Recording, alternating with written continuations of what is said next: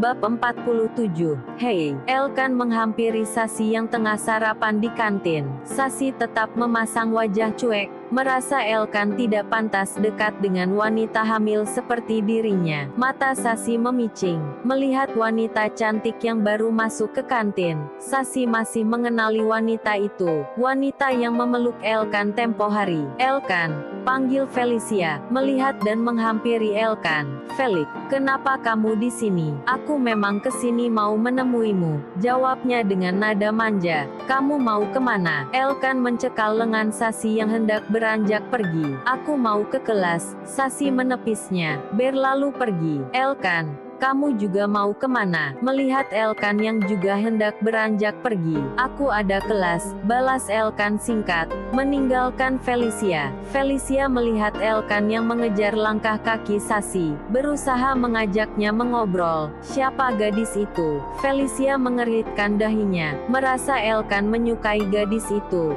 Tapi yang membuat Felicia heran, perut gadis itu tampak sedikit membuncit seperti wanita hamil.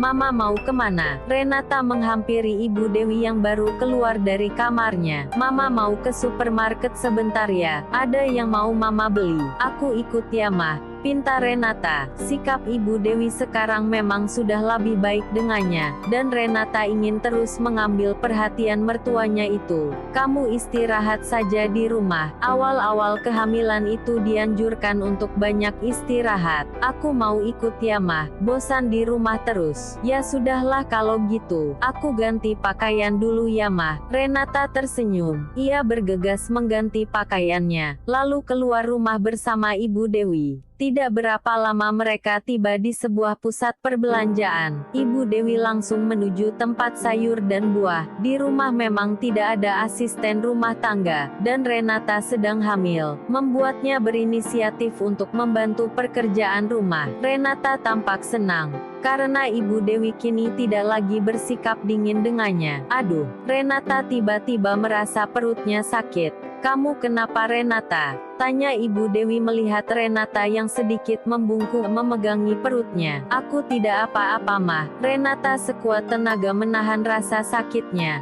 Tumor di rahimnya seolah tengah menggerogoti tubuhnya. Renata, kita ke rumah sakit ya. Ibu Dewi panik, melihat wajah Renata yang semakin memucat. Tidak Mah, aku tidak apa-apa. Renata takut. Jika ke rumah sakit dokter akan tahu, jika dirinya tidak sedang hamil. Tapi Renata, kita pulang saja Mah, ada obatnya di rumah.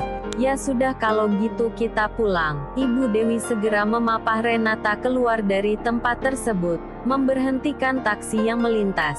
Setibanya di rumah, Ibu Dewi dibantu dengan supir taksi kembali memapah Renata yang tampak lemas ke dalam kamar. Kamu istirahat ya nak, merebahkan Renata di ranjang. Mana obatnya? Biar aku yang ambil obatnya Mah. Tolong ambilkan aku air putih saja. Ya sudah, tunggu sebentar ya. Ibu Dewi bergegas menuju dapur. Sementara diam-diam, Renata segera mengambil obat yang selama ini dikonsumsinya. Ini nak, airnya. Ibu Dewi kembali, memberikan segelas air putih pada Renata. Renata segera menengguknya. Mana obatnya nak? Tanya Ibu Dewi. Kembali, sudah aku minum Bu. Sudah diminum. Ya sudah sekarang kamu istirahat ya. Ibu Dewi kembali merebahkan Renata di ranjang. Tampak Renata yang masih memegangi perutnya. Rasa sakit itu tak kunjung hilang. Rasanya ia ingin berteriak, atau bahkan menangis dengan rasa sakit ini.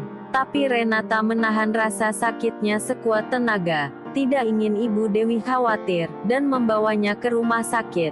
Sementara Ibu Dewi masih cemas, melihat wajah Renata yang semakin memucat. Ibu Dewi pun keluar kamar menghubungi Setia, berharap Setia bisa membujuknya untuk ke rumah sakit. Renata, selesai menelepon Ibu Dewi kembali lagi ke kamar, menghampiri Renata yang masih meringkuk di balik selimut. Renata, lebih baik kita ke rumah sakit ya. Ibu khawatir pada kandunganmu, bujuk Ibu Dewi. Kembali. Tidak Bu, aku tidak apa-apa. Ibu Dewi pun menemani Renata di kamar. Setia yang mendapat telepon jika Renata sakit, langsung bergegas meninggalkan kampus dan menuju ke rumah Mas Setia. Renata terkejut melihat kepulangan Setia. Kenapa sudah pulang Mas? Ibu yang menelepon. Ibu khawatir padamu, ujar Ibu Dewi. Sontak saja membuat wajah Renata semakin memucat. Renata yakin jika Setia akan memintanya ke rumah sakit. Yang mana yang sakit? Setia mendekat ke arah Renata.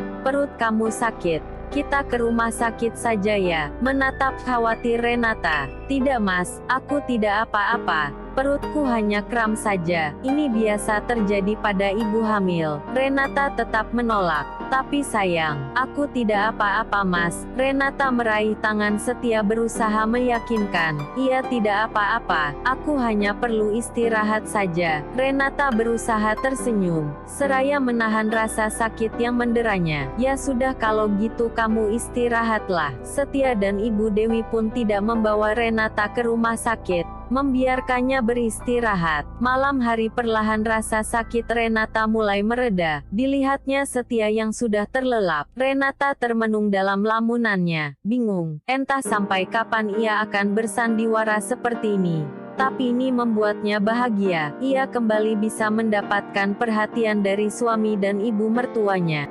Tidak berapa lama ponsel Renata berdering. Ibu, melihat panggilan dari sang ibu, Renata segera keluar kamar, menuju taman belakang. Ada apa Bu? Tanya Renata di balik telepon. Kamu belum tidur Renata? Belum Bu. Ada apa? Renata, ibu terus memikirkan kamu nak, ujar Ibu Rini dengan nada khawatir. Aku tidak apa-apa Bu. Aku baik-baik saja. Nak, ibu mohon dengarkan perkataan ibu. Ibu harap kamu bisa segera jujur pada Setia. Kalau kamu tidak hamil, aku kan sudah bilang Bu. Kalau aku tidak akan melakukan itu. Renata merasa kesal. Ia tetap pada keputusannya. Ia tidak ingin kehilangan perhatian dari Setia dan Ibu Dewi.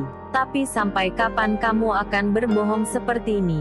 Kamu tidak akan bisa melahirkan. Aku bisa mengadopsi bayi dari panti asuhan Bu. Renata, cukup Bu. Ibu menelponku hanya ingin mengatakan hal itu. Renata semakin kesal, merasa jika sang ibu tidak mengerti dirinya. Ibu bicara seperti ini karena ibu peduli padamu Renata. Renata menutup teleponnya. Ibu Rini terduduk lesu di tepi ranjang. Kenapa kamu jadi seperti ini nak? Lirihnya. Kak Rena berpura-pura hamil. Sasi yang mendengar semua percakapan itu masih berdiri di balik pintu, tercengang tidak percaya. Sasi yang hendak masuk ke dalam kamar melihat sang ibu yang tengah bertelponan. Sasi masih mematung tidak percaya. Sekian lama ia tidak mendengar kabar Renata. Saat ini justru baru tahu jika Renata berpura-pura hamil. Sasi kembali ke kamarnya, duduk di tepi ranjang. Pandangan matanya tertuju pada figura foto di atas nakas. Foto kebersamaannya dengan Renata masih terpajang di kamarnya. Sasi tidak pernah membenci Renata. Ia mengusap foto lawas itu. Sungguh Sasi merindukan Renata yang dulu.